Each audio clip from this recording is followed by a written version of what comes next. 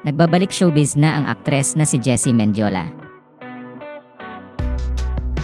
Halos 5 taon kasi siyang namahinga dahil sa pandemya at dahil na rin sa pag-aasawa nila ng TV host na si Luis Manzano.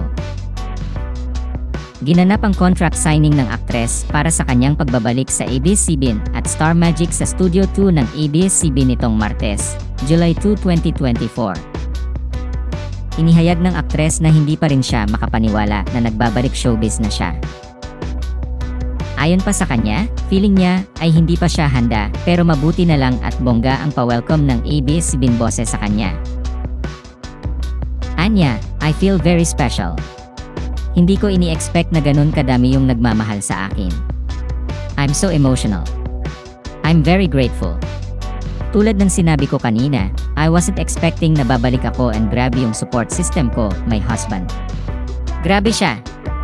Kagabi pa lang, sabi ko, I'm super anxious and nervous because it's been 5 years since my last big event and seeing you guys here. I'm just really happy and grateful to be back home. Sinabi rin ni Jessie na isa sa labis na natuwa sa pagbabalik showbiz niya ay ang ina ni Luis Manzano na si Star for All Seasons Vilma Santos. Ayon sa kanya, sinabihan siya ni Vilma na sana ay magkatrabaho silang dalawa.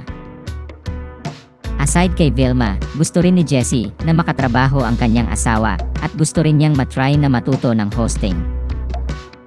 Anya, actually, I want to work with Luis kasi I've never worked with him. And gusto ko rin matry na matuto ng hosting. And, you know, how to speak more. Kaya nasabi ko kay Ai, ang galing mo talaga. Kasi iba din yung, alam nyo, ang hosts, iba talaga.